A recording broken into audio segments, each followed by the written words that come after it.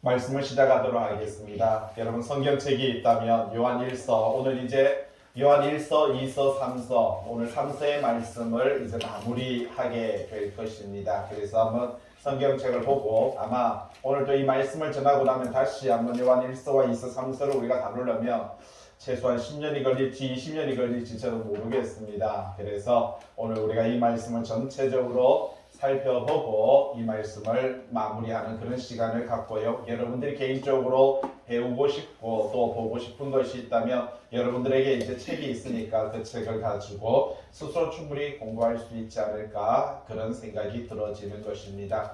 계속적으로 말씀을 드리지만 사도 요한이 예수님께서 돌아가시는 시간이 바로 AD 30년이라면 사도 요한이 요한계시록을 반모섬, 지도를 보시면 여기가 이렇게 반모섬, 여기가 로마입니다. 로마고요. 우리가 영화에서 잘 알던 이게 스파르타라고 하는 거 알죠? 많이 들어봤죠? 300 영화에서 나오는 스파르타가 바로 여기고요. 이 영화에 나오는 스파르타와 싸우는 여기 보면 페르시아 제국이 바로 이쪽 제국입니다. 이쪽 제국이 여기서 쳐들어와서 이쪽으로 육로를 타고 또 이쪽으로 배를 타고 와서 여기에서 갱그리아와 고린도라고 하는 이쪽에서 아덴 바로 밑에 이쪽에서 이제 협곡에서 싸우는 것이 바로 영화의 배경인 것을 알 수 있고요. 우리가 여기를 서아시아라고 이렇게 소아시아라고 이렇게 말을 하고 여기에 사도 바울이 많은 교회들을 바로 개척했던 사역들을 볼 수 있고요. 여기가 바로 이스라엘 땅이고 여기는요 이집트고 여기에 유프라테스강 그리고 티그리스강 아라라산이 여기에 있습니다. 노아의 방주가 머물렀던 아라라산이고요. 여기에 우리가 잘 알고 있는 바벨론, 바벨탑 우리가 바벨탑이 여기에 있고 우리가 잘 아는 또 갈대아 우르 아브라함이 부름 받을 때 여기 갈대아 우르라고 하는 곳에서 부름을 받아서 이 길을 갔다가 하란이라고 하는데 아브라함의 형의 이름이 하란이었어요. 그래서 그 형이 여기에서 죽습니다. 그래서 형의 이름을 따서 하란이라고 불렀고 이쪽에서 내려오다가 이 땅을 지나 예루살렘을 지나서 다시 애굽으로 갔다가 아브라함이 다시 돌아와서 정착하게 되는 그런 바로 내용들이 바로 성경 속에 나타나는 사건들인 것을 볼 수가 있고 이러한 사건들이 지나서 이제 사도 요한은 반모섬에서 로마의 황제 베스파시아니 황제가 되고 그 아들 바로 티투스, 다르게 말하면 디도 이렇게 말을 합니다. 그리고 도미티안이라고 하는 그 아들이 예루살렘에 쳐들어와서 예루살렘 성을 파괴하고 그곳에 있었던 모든 금은 부화를 가지고 로마로 가져가게 되는 그 사건, 그 시대적인 배경을 갖고 있고요. 그 시대에 사도 요한이 반모섬에 잡히게 되고요. 그리고 베스파시안이 죽고 그리고 티투스가 한 2년 정도 왕이 되고 죽고 AD 81년부터 AD 96년까지 바로 도미티안이 황제가 됩니다. 그때 수많은 기독교인들이 있었는데 도미티안이 기독교인들을 엄하게 죽이죠. 여기 있는 수많은 기독교인들 약 5만 명 중에서 4만 명 가까이를 죽여버립니다. 그러니까 기독교가 씨가 마르는 거예요. 기독교가 없어지는 그런 시점에 요한 1서와 요한 3서를 적습니다. 그러니까 시대적인 배경을 왜 이야기하냐면은 이게 아주 중요해요. 왜냐면은 기독교인들의 항상 해보세요. 사도들도 다 죽었고 그리고 기독교인들을 거의 5만 명 중에서 4만 명을 죽였다라는 것은 대단합니다. 여기서 우리 중에서 다 죽고 여기 누구 남습니까? 도영이하고 이제 여기 청년들 몇 명 남는 게 다라는 거예요. 그 정도로 기독교가 전멸입니다. 우리 중에서 여기서 뭐 말하자면 20명 중에서 15명 죽고 5명이 남는 거예요. 그렇게 5명이 남아있는 사건 속에서 복음을 바로 전하려고 하니까 이제 남은 게 누구예요? 도영이, 예진이, 말하자면 예은이, 예슬이 뭐 우리 이렇게 말 희찬이 이런 친구들 5명이 여기 남아있다고 생각해 보세요. 저걸 어떡하지? 어떻게 해야 복음을 바로 전할 수 있지? 근데 이 친구들 5명 중에서 누군가 한 사람이 복음을 전하기 위해서 말씀을 들고 선다라고 생각해요. 그때는 신학교도 없어요. 신대원도 없어요. 제대로 된 교육도 없어요. 앞전에 사도들도 다 죽죠. 사도들에게 교육을 받았던 부모님들도 다 죽죠. 수많은 사람들이 죽어가는 이 시점이 바로 사도 요한 1서, 2서, 3서가 기록되는 그런 시대적인 배경입니다. 아주 긴박하죠. 여러분 오늘날도 한번 보세요. 21세기에 여러분 한국교회에 과거에 제가 신학교에 갈 때만 해도 여러분 총신대, 장로교 총신대나 그죠? 장신대는요 서울대 갔다가 온다고 하고 이렇게 말할 정도로 경쟁률이 과거에는요 10대 1까지도 됐습니다. 대학교를 할 때. 지금요 미달입니다. 여러분 총신대와 장신대가 미달이라고 하면은요 다른 교단은 말할 것도 없어요. 제 친구 목사님하고도 이야기했는데 어떤 교단 내도 바로 신대원에 정원이 100명인데 이번에 진짜 30명도 안 모였다는 거예요. 정원이 100명인데 뭐 우리 학교는 우리 나사렛 대학교는 천안에 있잖아요. 우리 나사렛 대학교도 지금 천안에 있는데 신대원 정원 30명인데 7명이 등록해요. 이게 무슨 말인지 아세요? 앞으로 10년이 지나고 20년이 지나면 목회자가 없다는 뜻이에요. 지금도 입장 바꿔서 한번 생각을 해보시기 바랍니다. 여러분 지금 뭔데 떠나서 한국 교회의 목회자들이 받는 사례비는 너무나도 부족하죠. 그런데 사회적으로 경제적으로 우리 은경이도 우리 예은이도 예슬이도 직장 생활하고 사회 생활을 하면 보통 한 달에 얼마를 받습니까? 보통 200에서 250 그러면 뭐라고요? 야, 참 대단하다. 목사님들이 250 받으면 와 도둑놈이다. 예? 우리는 사회적으로 400을 받고 500을 받으면 와, 진짜 능력 있는 아들이다. 능력 있는 사위 얻었다. 목사님이 500 받는다 그러면 도둑놈 중에 상도둑놈이다. 그러니까 날강도라고 합니다.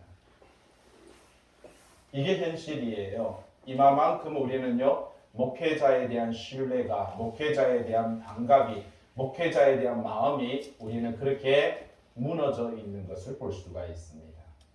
이러한 상황 속에서 사도 요한이 이 요한 1서와 요한 2서와 요한 3서를 기록해야만 되겠다라고 하는 이러한 사고방식을 생각을 가지고 있었던 배경이 무엇이냐? 여러분 제가 이걸 이야기하고 싶은 것입니다. 자, 요한 1서에 보면 사도 요한은 성경책을 보시고요. 태초부터 있는 생명의 말씀, 사도 요한이 꼭 전하고 싶은 것은 그것이었습니다. 생명의 말씀에 대해서 이 생명이 영원하다. 이 생명은 바로 하나님과 함께 계셨다라고 이렇게 말을 하고요. 그리고 그 생명이 바로 5절에 보니까 빛이시다라고 이렇게 말합니다. 그리고 그 생명은 2장에 보니까 대언자이며 예수 그리스도이시다. 그리고 2장 2절에 그는 이 생명의 말씀은 우리에게 다가오신 화목제물이시다라고 이렇게 말합니다. 그분이 전하신 공생애, 그러니까 세례 요한에게 세례를 받고 그리고 십자가에 달려 돌아가시기까지 3년 반 동안에 전하신 그 공생애 동안 전하신 그 계명을 지키면 지키는 자는 하나님께 속한 자, 하나님의 자녀가 되는 것이고, 여러분 오늘도 마찬가지입니다. 오늘도 우리가 지키고 있고 오늘도 우리가 믿고 있는 것은 예수님께서 세례 요한에게 세례를 받고 그때 성령님이 임하시고 그리고 그때부터 시작해서 죽으시는 십자가에 돌아가시는 그 3년 반 동안의 공생애 동안에 전하신 복음이 우리가 듣고 있는 복음입니다. 그게 다예요. 그 복음이 참 복음이다라는 사실입니다. 그것을 지키는 자는 하나님의 백성이지만 2장 4절에 보니까 그 계명을 지키지 아니하는 자는 뭐라고요? 거짓말하는 자고 진리라는 것이 말씀이죠. 말씀이 그 속에 없는 자다 이렇게 말합니다. 2장 5절에 그 말씀을 지키는 자는 하나님의 사랑이 그 안에 있다 그렇게 말을 하고 있고 이것이 바로 새 계명이다 우리들에게 그렇게 말을 하고요. 2장 8절에 이 새 계명이 바로 참된 것이고 이 계명이 바로 참 빛이다. 그래서 그 빛 가운데 거하면 형제를 사랑하는 것이고 빛 가운데 거하지 않는 것이 형제를 미워하는 것이다. 그래서 2장 11절에 뭐라고요? 그의 형제를 미워하는 자는 아직도 어두움에 있다 라고 이렇게 말을 하고 있는 것을 볼 수가 있습니다. 그래서 18절에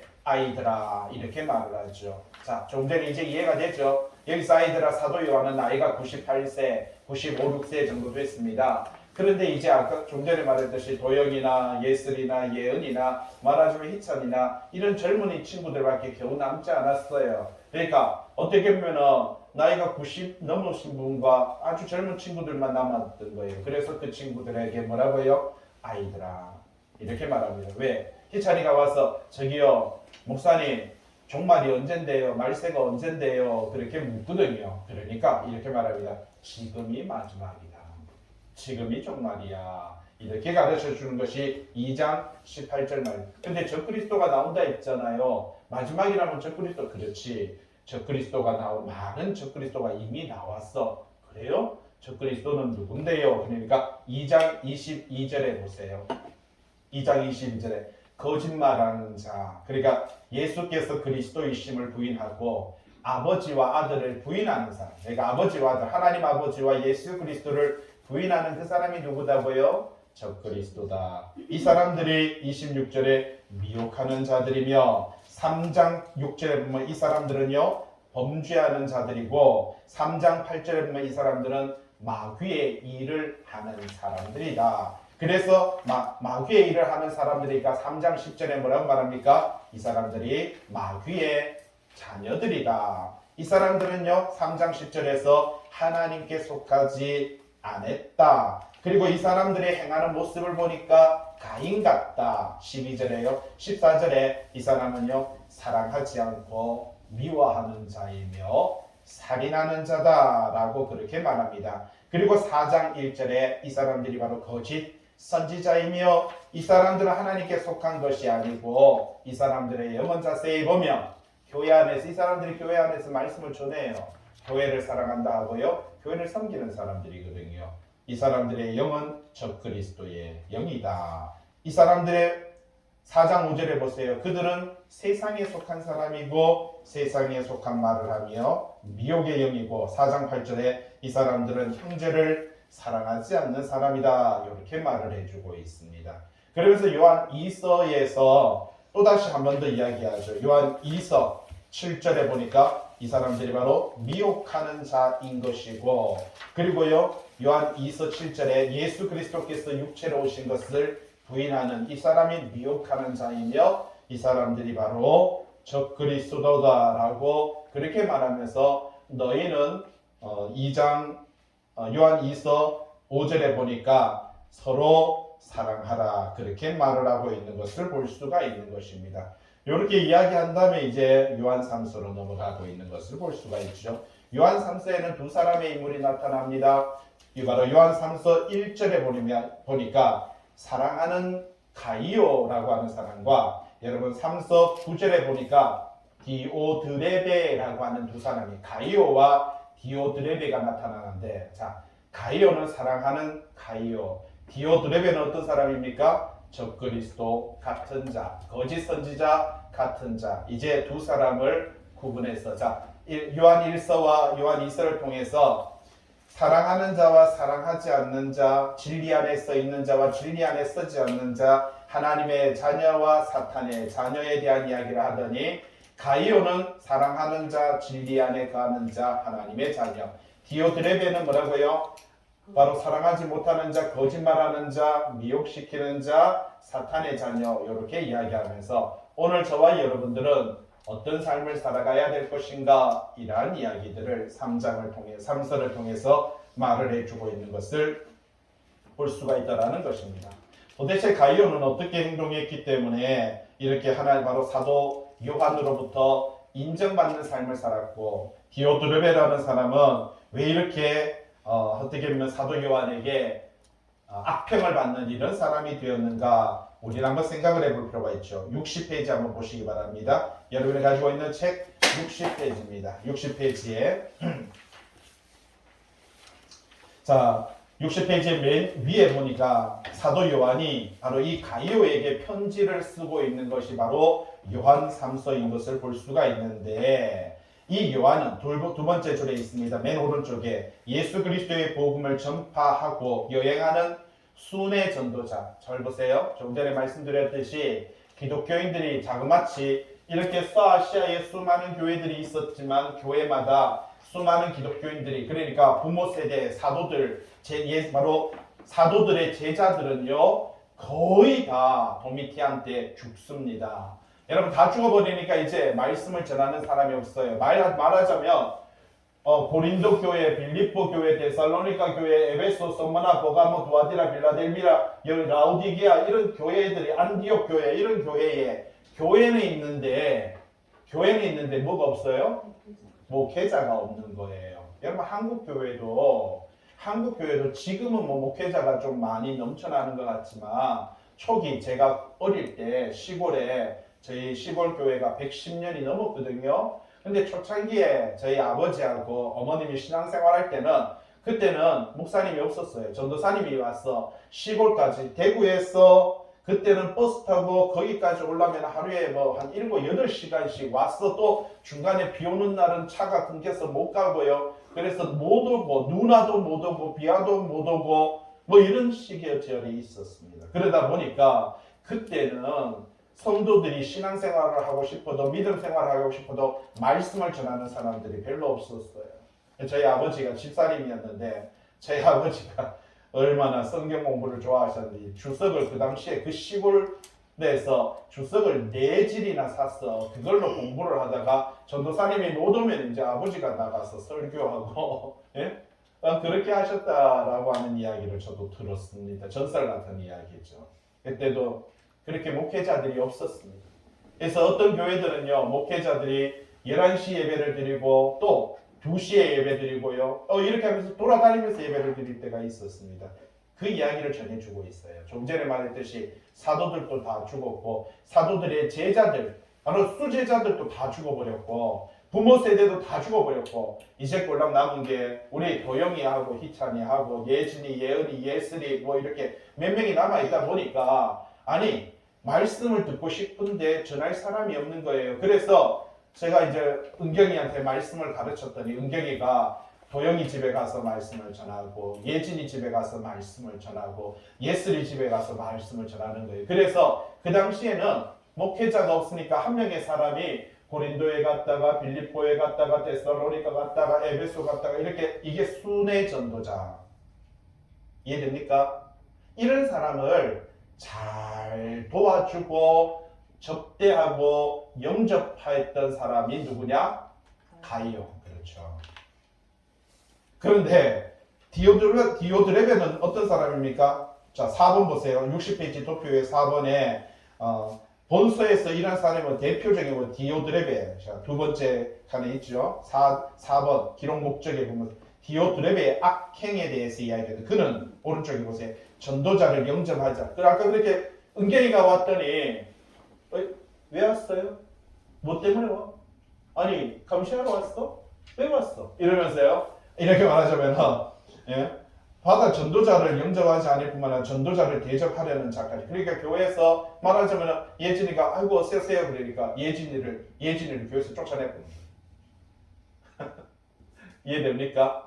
이런 행동을 했던 것이 바로 디오드레베라고 하는 사람이었던 것을 이렇게 아니 가이오가 오늘 말하자면 이렇게 순회 전도자들이 말씀 전하는 사람들이 오니까 그 사람을 영접하는 것이 아니라 들어오게도 못하고요. 아니 그 사람을 영접하는 사람은 교회에서 쫓아내버리는 이런 일들을 했고요. 그래서 교회 안에 질서를 파괴해버렸던 것입니다. 그러면서 그 교회가 이제 보세요. 말하자면 그 사람은 위에 사도도 없죠. 부모 세대도 없죠. 그러니까 자기가 그 교회에 뭐가 된 거예요? 주인이 된 거예요. 내 위로 아무도 없는 거예요. 내 마음대로 할 수 있는 거예요. 이런 일이 바로 요한 3서가 바로 그 배경을 가지고 있습니다. 그래서 요한 3서 1장 61페이지입니다. 61페이지 1장 이거는 뭐 간단합니다. 1절에 장로인 나는 여러분 그 당시에는 장로라는 개념은 오늘날의 장로는요 교회를 돌보고 성도를 돌보며 또 이렇게 목회자를 돌보고 교회 안에 있는 모든 것들을 질서를 정하는 이렇게 잡아가는 분이 바로 장로님이지만 그 당시에 장로라는 개념은 목회자들입니다. 그래서 사도들을 가리켜서 장로라고 이렇게 말했죠. 그래서 사도 요한은 장로인 나는 이렇게 말을 할 때 여기서 장로는요 목회자인 나는 이렇게 말합니다. 사랑하는 가이요, 내가 참으로 사랑하는 자에게 편지하노라. 여러분, 사도 요한은 여기에서 가이오를 보면서 사랑한다는 말을 거기 보면은 5번이나 이야기하고 있어요. 자, 1절에 사랑하는 가이요, 내가 참으로 사랑하는 자. 2절에 사랑하는 자여. 그리고 또 어디 있습니까? 5절에 보세요. 이론은교 62페이지 사랑하는 자여 라고 그렇게 말을 하고, 그리고 11절에 보세요. 사랑하는 자여 라고 이렇게 말을 하고 있습니다. 참 어떻게 보면 요한 3서가 몇 절 안 되죠. 15절까지가 다인데 그 15절 사이에 가이오를 볼 때 조금 전에 말했잖아요. 이제 나이가 96살, 95살 정도 되니까 사도 요한은 다닐 수가 없었어요. 여기저기 다닐 수가 없었어요. 그래서 사도 요한은 여기 에베소 교회에 여기에 머물러 있었습니다. 근데 여기 어떻습니까? 그래도 은경이 말하자면은 뭐 서건이, 우리 희수, 성훈이 뭐 이런 친구들이, 젊은 친구들이 그래도 여기서 말씀을 교육받은 거예요. 그러니까 자, 은경이는 고린도 교회 가고, 서건이는 데살로니가 교회 가고, 그 다음에 희수는 빌립보 교회 가고, 성훈이는 말하자면 안디옥 교회 가고, 이렇게 해서 흩어보냈던 거예요.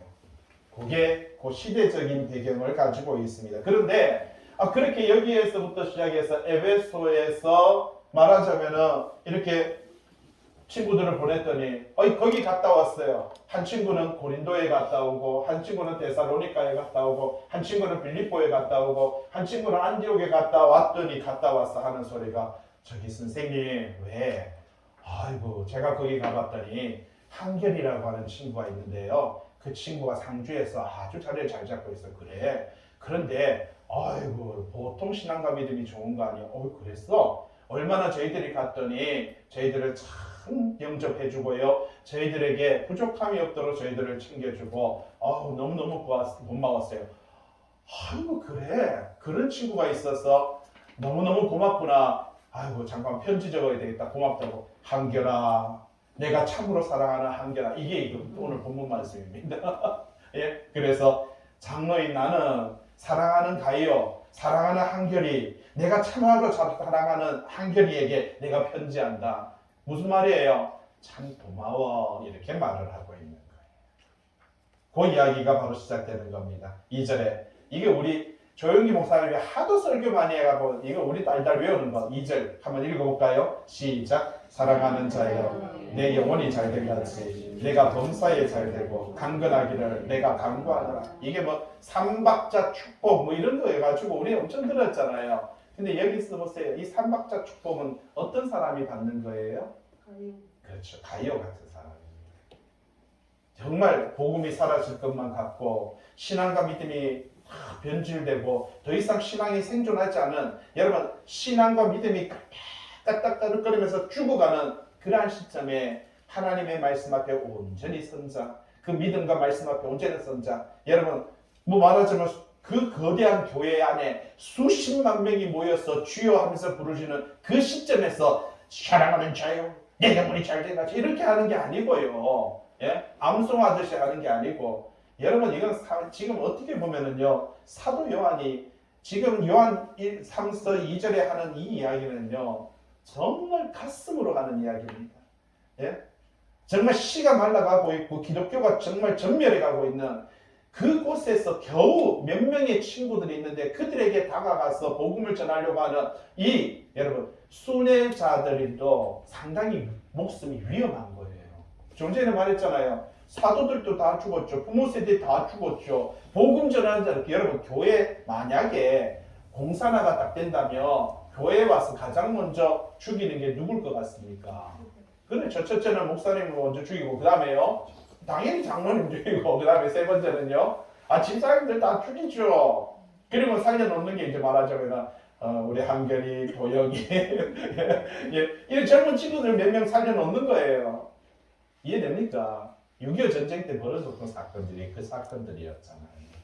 똑같이 이 시대적인 배경에도 부모들은 다 죽었는데 그 중에서 한두 명의 친구들이 사도 요한에게 갔어. 사도 요한에게 그래도 그 시대에 유일하게 한 명의 사도 요한이 살아있으니까 그에게 다 가서 복음을 듣고 복음을 배워서 그걸 복음을 전하고 돌아다닌다? 이건 죽으려고 환장한 거지요. 여러분 이 로마의 이 상황 속에서 부모 세대, 사도 세대, 사도들 다 죽었는데 거기에서 복음을 전하겠다고 쫄쫄 쫓아다니는 친구가 있다? 여러분 이거 누군가가 고발해버리면 죽는 겁니다. 그런데 그렇게 사도들이 오니까, 그렇게 복음 전하는 젊은 친구들이 오니까 그를 영접하고 집에 모시고 복음을 전할 수 있게 하고, 그리고 그에게 여비를 챙겨주면서 사역할 수 있도록 이렇게 하는 가이오라는 젊은 친구가 있다라는 소식을 듣고 나니까 사도 요한이 그를 바라보고 그를 생각하는 그 마음이 아주 애틋한 거예요. 사랑하는 자예요. 뭐라고 말합니까? 정말 너의 영혼이 잘 되고 네 범사가 강건하고 그렇게 되기를 내가 정말 구합니다. 얼마나 소중한 사람이니까, 얼마나 생명 같은 사람이니까, 얼마나 귀한 이런 영혼들을 사랑하는 마음으로, 여러분 이게 무슨 삼박자 축복입니까? 눈물 나도록 애절한 이게 기도지요. 우리가 생각하는 사랑하는 자여, 네 영혼이 잘된 같이 내가 범사에 잘되고 강건하기를 원하나. 오 할렐루야 아멘. 이 처절한 겁니다. 이거는 지금 시대적인 배경. 여러분 성경같이 보세요. 말씀을 말씀같이 보시기 바랍니다. 여러분 우리가 소망하는, 우리가 좋아하는 여러분 로또같이 말씀을 자꾸 보지 마시고요. 3절 형제들이 왔어. 좀 전에 말했죠. 은경이나 서본이나 희수나 서문이 같은 친구들이 이제 복음을 전하고 돌아온 거예요. 왔어. 너에게 있는 진리를 증언하되. 그러니까 너에게 있는 진리가 뭡니까? 진리, 말씀대로 행하는. 그러니까 계속 사도 요한이 서로 사랑하라, 새 계명을 너에게, 진리의 말씀을, 그 진리를, 그러니까 서로 형제 사랑하는 것이 바로 그 가이오에 있었던 삶이었던 것입니다. 증언하되 네가 진리 안에서 행한다. 말씀 안에서 행한다. 형제 사랑을 실천하고 있다. 그렇게 말합니다. 그것을 들으니까 내가 너무너무 기뻤다. 그렇게 말합니다. 4절 내가 내 자녀들이 진리 안에서 행한다함을 듣는 것보다 더 기쁩니다. 그러니까 내가 내 아들이 성훈이가 예지니까 그렇게 산다는 것보다 내가 너의 모습을 보니까 더 기뻐. 더 감사해. 이렇게 말을 하고, 내 친자식이 그렇게 하면서 산다는 거, 그건 당연히 나한테서 태어났고 나한테서 배웠으니까 당연히 그렇게 살아야지. 그런데 한결이 네가 상주에서 그렇게 산다니까, 이야 한결아 내가 한번 날 잡아가서 우리 맛있는 거 한번 먹자. 상주에는 송어회가 좋다 하더라. 아니 이렇게 말하는 거나 같은 거예요. 진리를 행한다라고 하니까 내가 더 기쁘고 기쁘도다. 그렇게 말을 하고 있습니다. 밑에 보시면은 가이오와 도표해놨죠. 4절에 가이오하고 디오드렙의 도표를 만들어놨습니다. 비교를 하는데 가이오는 어떻게 했다고요? 진리, 말씀을 증거했고 진리대로 행하였고요. 그리고 아까 순회 교사들 그들을요 대접했고요. 형제를 사랑했고 하나님께 속한 하나님의 자녀였고, 디오드렙은 어땠습니까? 형제를 헐뜯고 비방했고요. 교만하게 행했고, 순회교사, 그렇게 그 친구들을 박대했고요. 교회 안에 있는 형제, 그러니까 순회교사를 돕는 가이오 같은 사람을 쫓아내버렸고요. 하나님께 속하지 않아서 둘 다 교회 안에 있는 사람, 둘 다 한 교회에 있는 사람입니다. 여러분 둘 다 한 교회에 있는 사람인데 하나는 가이오 같고 하나는 디오드렙 같습니다. 5절 사랑하는 자여, 가이오에게 말합니다.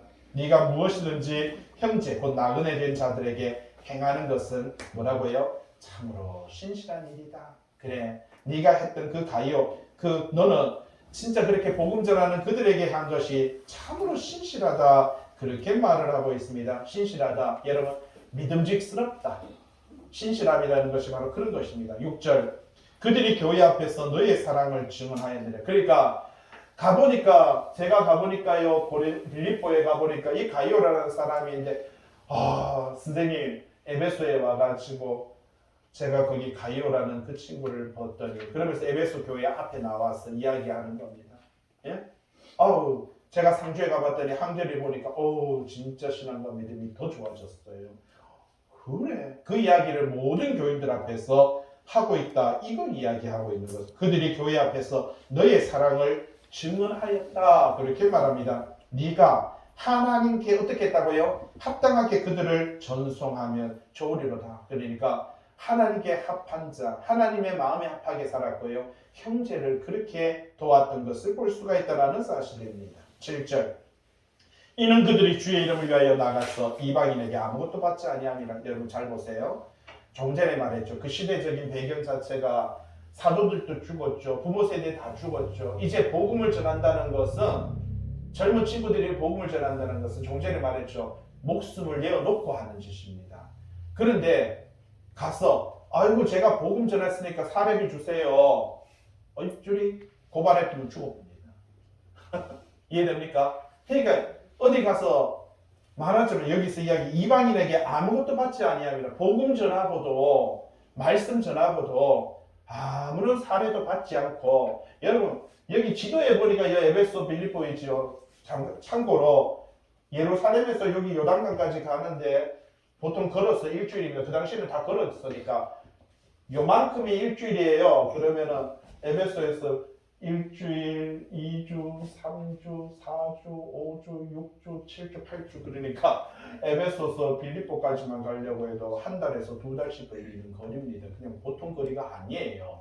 그걸 자기들이 자비량으로 다니면서 복음 전하려고 그렇게 다녔던 것이 시대적인 배경이다라는. 그런데 뭐라고 말합니까? 그렇게 복음을 전하고도 말씀을 전하고도 뭐라고요? 아무것도 받지 않는다. 이방인이라는 뜻은 뭐냐면은 고린도가 바로 빌립보가 이방인이고요. 고린도가 이방인이거든요. 베레아가 이방인이에요. 이거 다 이방인 땅이에요. 이쪽 교회 교인들에게 아무런 사례비도 받지 않으면서 참 복음만 전하기 위해서 그렇게 노력했다. 그렇게 말을 하고 있는 것을 발견할 수가 있다는 겁니다. 8절 말씀 보세요. 그러므로 우리가 이 같은 자들을 영접하는 것이 뭐하다고요? 마땅하다. 여러분 마땅하다 이렇게 말을 합니다. 여러분 주의 이름으로 일하는 사람들을 우리가 영접하고 그를 위해서 우리가 같이 헌신하고 같이 정을 나누고 같이 마음을 나누는 것은요. 여러분 그건 복된 자입니다. 마태복음 성경책이 있으면 마태복음 10장 40절 말씀 빨리 찾아보시기 바랍니다. 여러분 마태복음 성경책에 마태복음 10장 40절 뭐라고 말합니까? 마태복음 10장 40절. 너희를 영접하는 자는 나를 영접하는 그렇죠. 것이요. 잘 보세요. 그 사도들을 그 제자들을 그렇게 순회하면서 복음 전하는 자를 영접하는 것이 곧 누구를 영접하는 것이다? 그렇죠. 예수 그리스도를 영접하는 것입니다. 오늘날도 마찬가지입니다. 이 진리는요 불변합니다. 여러분 우리가 복음 전하는 사람을 영접하는 것이 곧 누구를 영접하는 것이다? 예수 그리스도를 영접하는 것이요. 잘 보세요. 나를 영접하는 자는 나를 보내신 이를. 여러분 잘 보세요. 복음 전하는 자에게 예의를 갖추는 것이 곧 하나님께 예의를 갖추는 것이에요. 이만큼 무서운 41절 보세요. 선지자의 이름으로 선지자를 영접하는 자는 누구의 상을 받는다고요? 그렇죠. 선지자의 상을 받습니다. 여러분 우리가 선지자들 사도들을 영접하면은요 사도들과 똑같은 여러분들이 목회자를 영접하면은 여러분들이 목회자의 축복을 받는 겁니다. 그 이야기입니다. 여기서 잘 보세요. 그 다음에 의인의 이름으로 의인을 영접하는 자는 의인의 상을 받습니다. 내가 의롭지 않지만 내가 의인을 영접하고 의인을 봉사하는 것이 곧 내가 의로워진다라는 그 의미를 갖고 있습니다. 그리고 마태복음 10장 42절에 보세요. 누구든지 제자의 이름으로 이 작은 자 중 하나. 여러분 여기서 작은 자는요 제자들을 가리켜서 사도들을 가리켜서 말합니다. 그 당시에 소자라고 하니까 도영이나 어린애를 가리켜서 말하는 게 아니고 여기서 소자. 여러분 이 소자는 그냥 소자가 아니에요. 우리 잘 알듯이 그거 있잖아요. 뭐 엘리사가 여리고 있잖아요. 여리고에서 나갈 때 거기에서 보면 어린 소자들, 어린 아이들이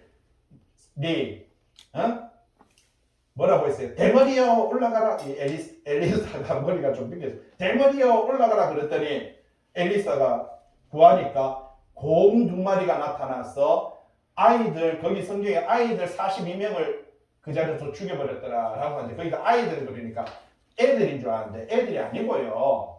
이 당시에 아이들이라는 뜻은요 20대에서부터 시작해서 50대 사이를 가리켜서 아이들이라고 그 단어 자체가 그래요. 그러니까 여기서 아이들이라는 건 뭐냐면은 여리고 성에서 이단 그러니까 바알신을 섬기는 제자들이 엘리사 보고 엘리사가 뭐 했어요? 요단강을 건너가서 엘리야가 승천했잖아요. 불병거와 불말이 엘리사와 엘리야를 가르고 회오리 바람으로 엘리야를 들어서 올라갔다라고 하는 것이 성경의 내용입니다. 여러분, 성경에는 불병거 불말 타고 올라갔다는 게 아니에요. 불병거와 불말은 엘리야와 엘리사 사이를 가르고 회오리 바람으로 엘리야가 올라갔다라는 것이 성경의 내용이에요. 그렇게 하고 엘리사가 요단강을 건너오니까 바알신을 섬기는 그 제자들이 엘리사 보고 대머리야 올라가라. 무슨 말입니까? 야, 니도 선생님 따라 올라가지 왜 안 올라갔냐? 아이고 뭐하냐? 이게 비아냥거리는 거예요. 이해됩니까? 바알신과 아세라신을 섬기는 제자들이 그랬더니 곰이 나타나가지고 그 42명을 죽였더라. 우리가 생각할 때 아니 뭐 목회자 한번 욕했다고 그걸 가지고 무슨 42명이 아가 40명 아니에요. 이거 바알신과 아세라신을 섬겼던 이 제사장들이었어요. 근데 20살부터 50살 사이를 가리켜서 그 어린아이가 하는 그 단어와 바로 맥을 같이 하는 단어를 갖고 있는 것을 볼 수가 있습니다. 마찬가지로 마태복음 10장 40일 제자의 이름으로 이 작은 자, 이게 바로 누구냐면 예수님의 제자들을 중 하나에게 뭐라고요? 냉수 한 그릇이라고 주는. 아이고 냉수 한 그릇 주지요. 아니 냉수 한 그릇이 뭐 대단하다고 주지요. 여러분 한번 생각해 보세요.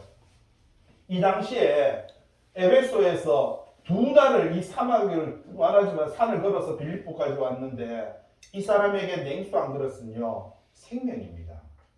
여러분 냉수 한 그릇이 아니에요. 그러니까 복음 전하는 사람에게 진심으로 물 한 잔을 대접하는 것은 이해됩니까? 이게 그 내용입니다. 복음 전하는 사역자에게 진심으로 물 한 잔을 진심으로 내 마음과 정성으로 대접하는 것은 뭐라고 말합니까? 내가 진실로 너희에게로는 이 사람이 결단코 상을 잃지 아니하리라.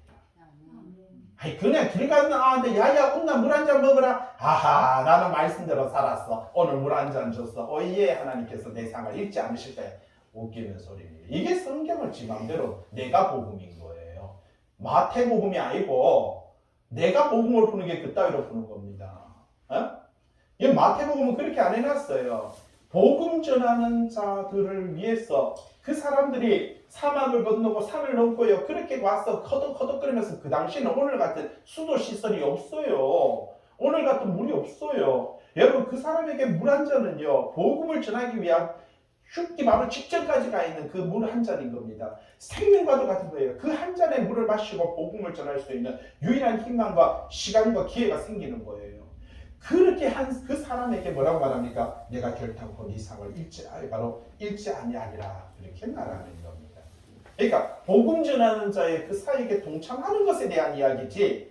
야 길 가르나 불러가지고 물 한 잔 줬다고 아이고 나는 하나님께서 내 상을 냉수 한 그릇만 대접해도 막 괜찮다 하더라. 우리 대가지를 알고 있잖아요. 아닙니다. 큰일 납니다. 8절 말씀. 우리가 이 같은 자들을 영접하는 것이 마땅하니 이는 우리로 진리를 위하여 함께 그렇습니다. 복음 전하는 사람들 여러분 그들을 위해서 우리가 최선을 다하고 마음을 다하고 정성을 다하는 것은 뭐라고요? 우리가 진리를 위해서 함께 일하는 자가 되는 겁니다. 곧 내가 복음 전하는 자의 그 축복과 사역 안에 들어가게 된다는 거죠. 이게 사도 요한이 왜 이런 이야기를 했을까 한번 생각해 보시기 바랍니다. 당연히 여러분들이 대구 서강교회에서는 목사님이나 장로님이나 말하자면 뭐 이 집사님 오면은 아이고 집사님 어서 오십시오. 그런데 다 죽어버렸어요. 은경이 바로 말하자면은 갑자기 도영이하고 예진이 이랬는데 어느 날 도영이가 임상환 목사님한테 말씀 배웠다고 와서 복음 전하니까 아이고 도영아 네가 뭐 하노 비켜라 좀 이게 아니라 오셨으니 잘하셨습니다. 말씀을 전해주세요. 라고 말할 수 있는 그 사람이 뭐하다고요? 복되다. 나보다 어린 것이 네가 뭔 수준이 있어가 네가 뭔 능력이 있어가 말씀을 전한단 말이야. 오늘날 21세기는요. 여러분 점점 세상의 교인들도 보통 대학을 배우고 연세대, 서울은 그래요. 연세대, 고려대, 서울대 나온 교인들이 많거든요. 그러다 보니까 목회자들은 신학에서 신학교를 배우니까 아이고 저기는 핫발인데 아이고 내가 저런 사람한테 말씀을 들어? 이렇게 되는 바로 현상들이 많아요. 그러면은 같이 죽는 겁니다. 9절 말씀 64페이지에 있어요. 자, 그런 사람이 있었어요. 누구예요? 디오드레베 같은 사람이 있었어요. 내가 두어 자를 교회에 썼는데 그들 중에 뭐 되기를? 예? 9절에 으뜸되기를 좋아하는 사람. 이 사람은 자기가 내가 서울대 나왔어. 야, 뭔 소리야? 내가 사업을 내가 지금 한 달에 난 한 달에 11조를 얼마 드는데 이 사람 이 교회 누가 지었는지 알아? 어이구 참말로 진짜. 이렇게 으뜸되기를 좋아하는 디오드레베가 우리를 맞아들이지 아니하게. 그렇게 복음 전하는 사람들을 맞아들이지 아니했던 것을 볼 수가 있습니다. 자, 10절 말씀 보세요. 그러므로 내가 가면 여러분 디오드레베가 아무리 나이 많아봤자 성훈이가 아무리 많아봤자 사도 요한의 나이가 몇 살입니까? 95세인데 이거는 뭐 세피하니 뭐 손주뻘도 안 되는 예? 그러니까 내가 가면 그놈이 행한 일을 내가 잊지 아니하리라. 그가 악한 말로 우리를 비방하고도 우리를 누구래요? 야 사도야 늙어 빠진 그 사람 아이고 필요 없어 들을 필요 없어 그한테 교육받았다고 야야 차라리 내한테 배워 내가 더 잘 가르쳐 이해됩니까? 이렇게 비방했어요. 우리를 비방하고도 오히려 부족하여 형제들까지 그러니까 말하자면 복음 전하는 사람 맞아들이지 않고 맞아들이고자 하는 자를 예? 그 말에서 교회에서 쫓아내버린 거예요. 어처구니 없지 않습니까? 오늘날 21세기에 한국교회가 지금 이런 시점입니다. 예. 한국교회가 교회를 개척하고 목회를 하시다가 은퇴하신 목사님들이 있는데 이제 그 교회의 젊은 목회자를 말하자면 38살, 40살 되는 젊은 목회자니까 이제 장로님들과 권사님들이 지금 한국교회 보세요. 전부 다 권사님들, 장로님들이 나이가 몇 살입니까? 60대 중반에, 70대 중반에, 80대인 거예요.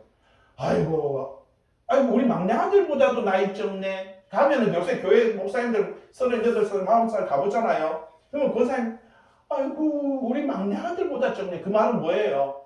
내가 니한테 어떻게 설교 들을까? 예? 이런 현실이 오늘 한국교회 모습인데 오늘 이게 바로 이 당시에도 있었던 것을 볼 수가 있습니다. 65페이지 11절 사랑하는 자여 악한 것을 뭐라고요? 본받지 말고 선한 것을 본받아. 맞습니다. 여러분에게도 말씀드리고 싶습니다. 여러분 말씀 전하는 자를 존귀하게 여기시기 바랍니다. 저를 존귀하게 여기라는 뜻은 아닙니다.